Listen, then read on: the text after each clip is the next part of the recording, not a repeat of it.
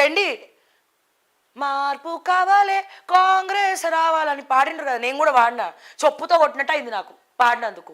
అడుగుతుర్రు మా ప్రజలు, అరే నువ్వు అప్పుడు అట్లా మాట్లాడినావు, మార్పు తెస్తారంట అన్నావు.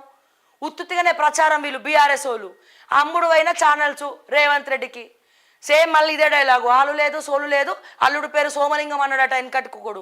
అరే ఎవడో ఇద్దరికి ఇచ్చిండ్రా పైసలు, మా ఎవరికి ఇవ్వలేదా అంటే కూడా మా ఫోటోలు పెట్టి మరి వీళ్ళు ఎక్కడ కనబడితే అక్కడ కొట్టి చంపాలని చెప్పి బీఆర్ఎస్ సోషల్ మీడియా ట్రోల్ మళ్ళీ పైనుంచి.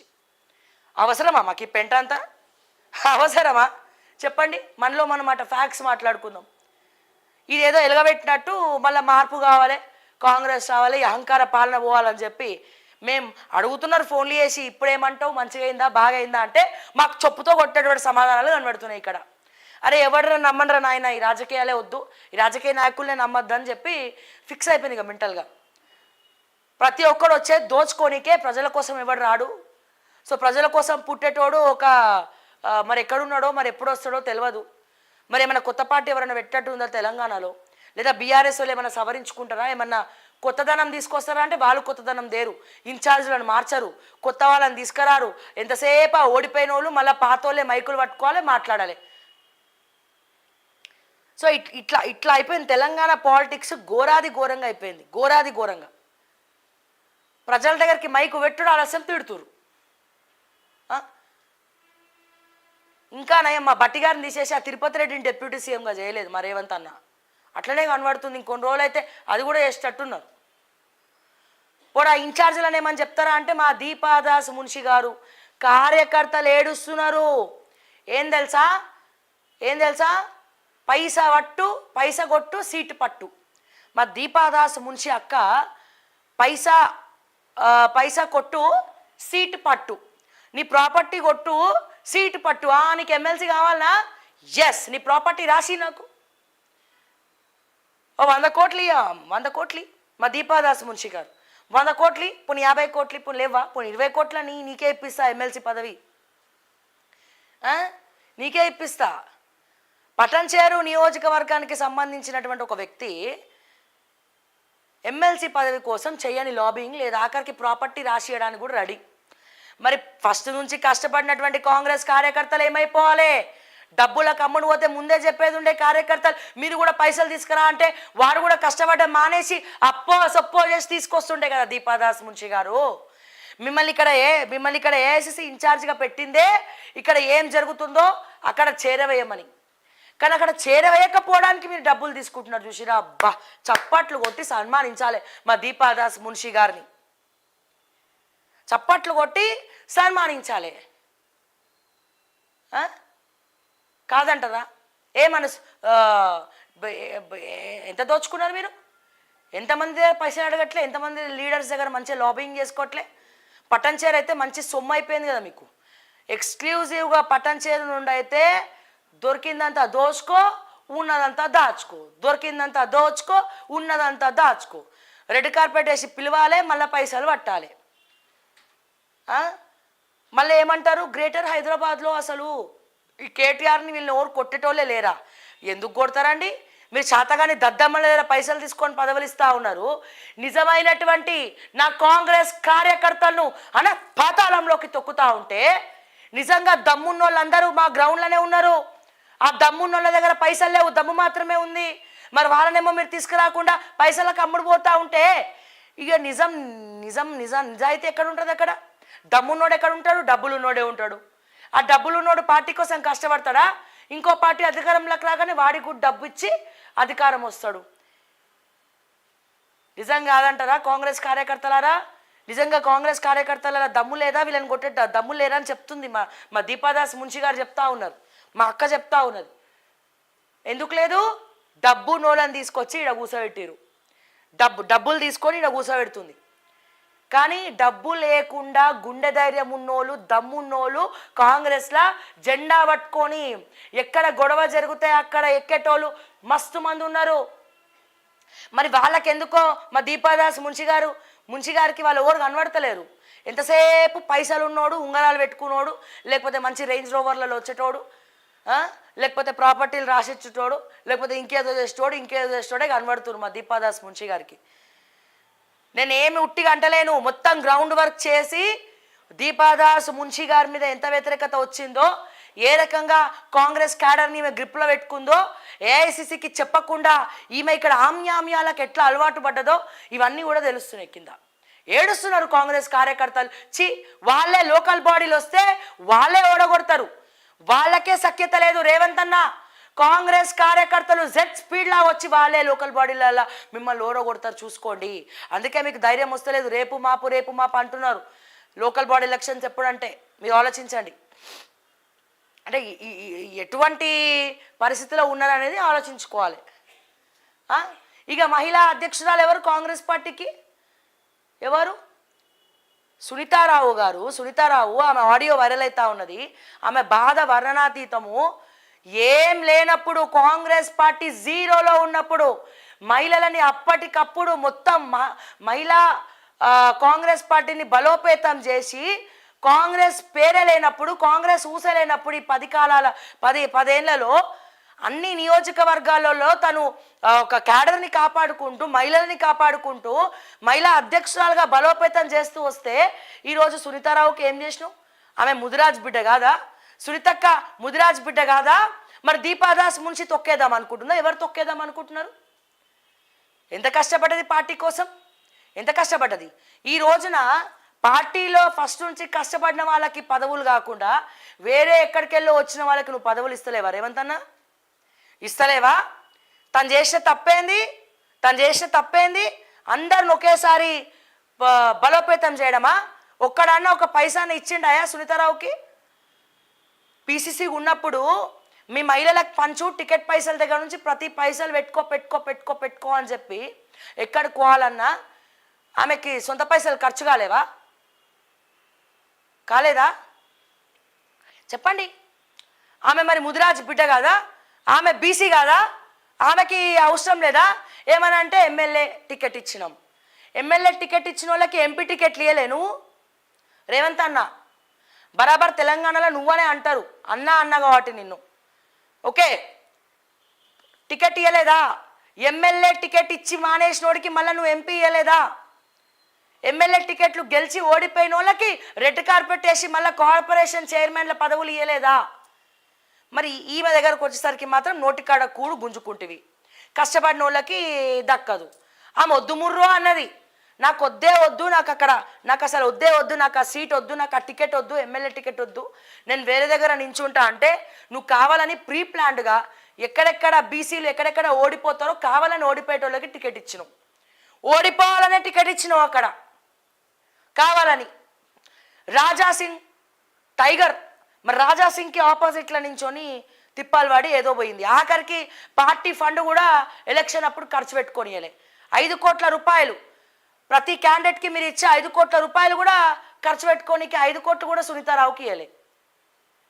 మరి ఆమె మరి ఇన్ని రోజులు మీకు తెలియదా ఎంత కష్టపడ్డదో, ఏం చేసిందో తెలియదా? ఫస్ట్ నుంచి కూడా కాంగ్రెస్లో ఉన్నది, మరి అధికారంలో లేనప్పుడు ఉన్నది, అధికారంలో ఉన్నప్పుడు ఉన్నది. అధికారంలో లేనప్పుడు ఉన్నోళ్ళే అసలైన పార్టీ వాళ్ళు, గుర్తుపెట్టుకోండి, అసలైన కార్యకర్త. ఇప్పుడు బీఆర్ఎస్లు ఉన్నారు. ఇప్పుడు బీఆర్ఎస్లా వాళ్ళు ఎందుకు ఓడిపోయినారు? ఎమ్మెల్యేలు సరే ఓడిపోయింది పక్కన పెట్టు. కేసీఆర్ వాళ్ళకే ఎందుకు టికెట్లు ఇచ్చిండ్రు? ఎందుకంటే ఇక్కడ కేటీఆర్ కూడా చెప్పినాడు టికెట్లు మారుద్దాం, చాలామంది చెప్పారు. కానీ ఎందుకు మారలే అంటే కేసీఆర్ సన్నిహితులు కొంతమంది ఉన్నారు, నేను మాట ఇచ్చిన వాళ్ళకి, సో అందుకే ఖచ్చితంగా మళ్ళీ టికెట్ ఇస్తా అని చెప్పి ఆయన ఏదో మాట కోసం మళ్ళీ వాళ్ళకే టికెట్లు ఇచ్చిండట కొంతమందికి. అండ్ ఇంకొంతమంది ఏదో అహంకారం అని కూడా అనుకునే వాళ్ళు చాలామంది ఉన్నారు. కానీ ఇక్కడ పాయింట్ ఏంటంటే, సో వాళ్ళు ఎవడైతే బీఆర్ఎస్లో నా మిత్రులు అనుకున్నారో వాళ్ళందరూ కూడా ఇప్పుడు పార్టీ వదిలేసి కేసీఆర్ సన్నిహితులు అందరూ కూడా కాంగ్రెస్లోకి వచ్చారు. కేశవరావు, ఈ పోచారం శ్రీనివాస్ రెడ్డితో సహా. మళ్ళీ వాళ్ళు అసలైన కార్యకర్తలు కాదు, వాళ్ళు ద్రోహులు వాళ్ళు.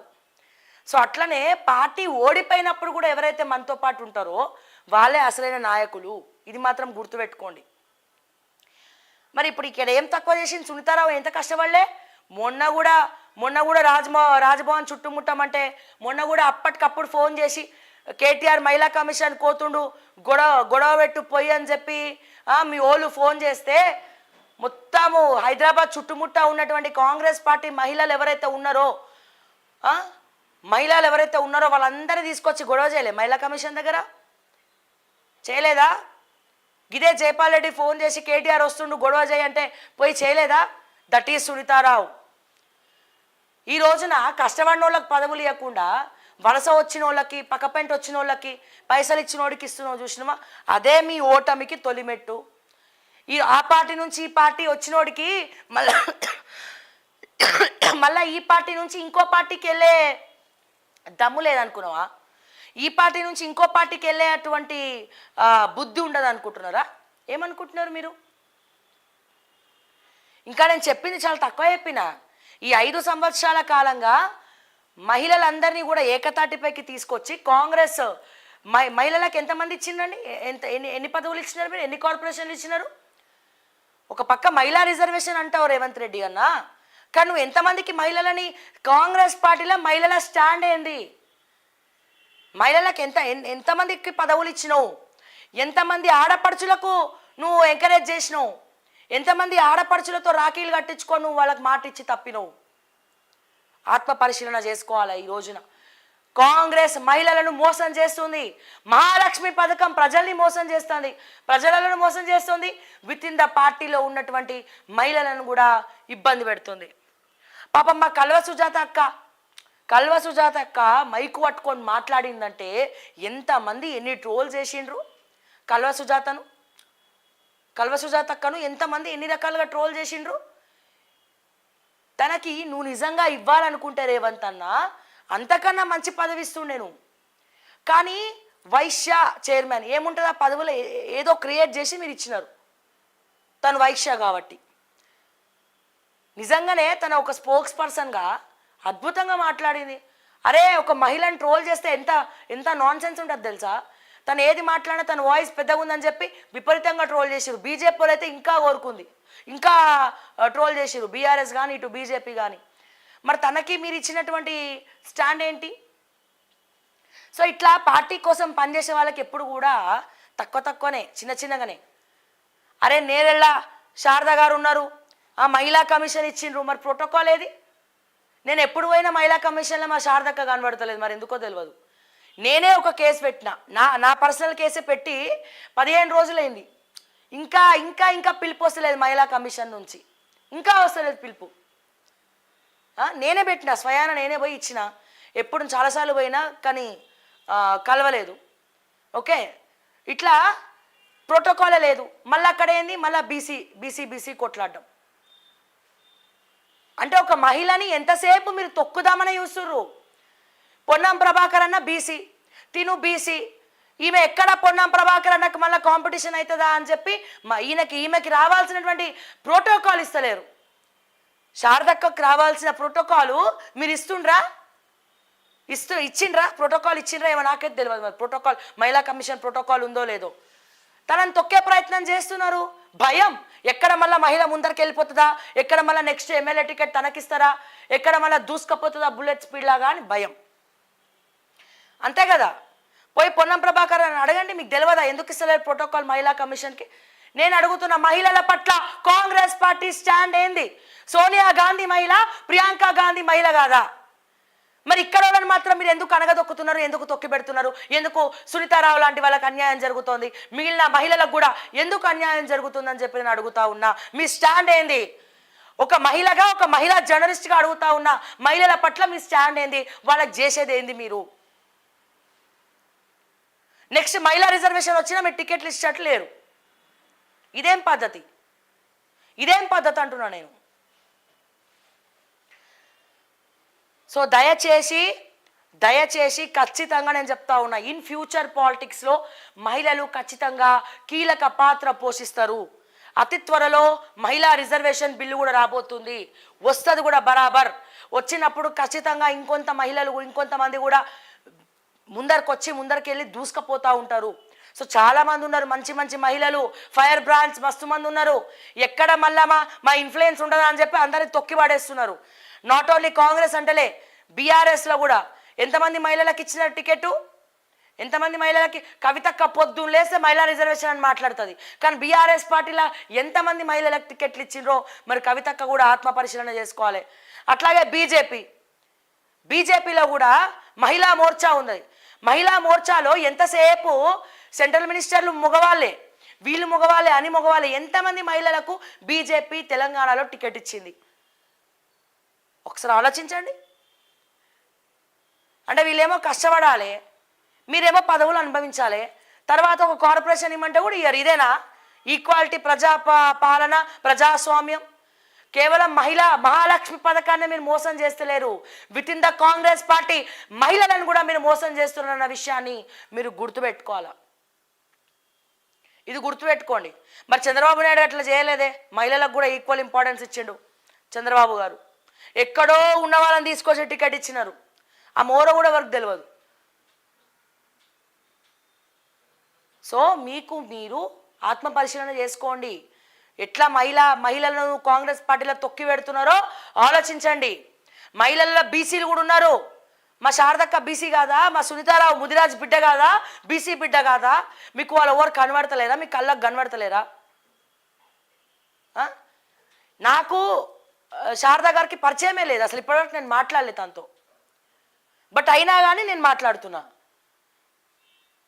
ఓకే, సునీతక్కతో కూడా అంత రాపోలేదు, అయినా కానీ నేను మాట్లాడుతున్నా. కొద్ది గొప్ప నేను ఎక్కువ ఇంటర్వ్యూలు చేసిన మాట్లాడినా అంటే కల్వ సుజాత అక్కనే. మేము అనుకున్నాం ఇంకా అంతకన్నా మంచి పదవి వస్తుందేమో మా కల్వ సుజాత అక్క అనుకున్నాం. కానీ చెప్తున్నా, విజయారెడ్డిని ఏం చేసిరండి? పీజేఆర్ కూతురు విజయారెడ్డిని ఏం చేసిరు? రోహిన్ రెడ్డిని తీసుకొచ్చి తొక్కలే. పి జనార్దన్ రెడ్డి అంటే ఒక బ్రాండు. అక్కడ వాళ్ళ కొడుకెట్లాగో పాలిటిక్స్ రావట్లే. విజయారెడ్డిని ఏం చేసినారు? మొన్న బోనాల దగ్గర తన నియోజకవర్గంలో బోనాల దగ్గర తనని లోపలికి పంపిస్తలేరు. ఇదేనా మీ ప్రోటోకాలు? మరి అక్కడ కూడా చిన్న చూపే కదా విజయారెడ్డిని. దానం నాగేందర్ని పార్టీలకు తీసుకొని విజయారెడ్డి రాజకీయ భవిష్యత్తు మీరు తొక్కలే. నెక్స్ట్ టైం టికెట్ ఎవరికి ఇస్తారు? విజయారెడ్డికి ఇస్తారా? దానం నాగేందర్కి ఇస్తారా? ఎవరికి ఇస్తారు? ప్రోటోకాల్ ఏది మరి? విజయారెడ్డి విషయంలో ఏది ప్రోటోకాలు? సో బరాబర్ మాట్లాడతాం, బరాబర్ ప్రశ్నిస్తాం. మహిళల తరపున ఖచ్చితంగా నేను మాట్లాడతా. ఇన్ని తలకాయ నొప్పులు పెట్టుకొని లేనిపోని తలకాయ నొప్పులన్నీ సృష్టిస్తున్నారు రేవంత్ అన్న. మీరు ఎన్ని తలకాయ నొప్పులు ఉన్నాయి ఇప్పుడు? ఇవన్నీ వస్తున్నాయి ఆ పేపర్లో ఇప్పుడు నేను మాట్లాడినవన్నీ.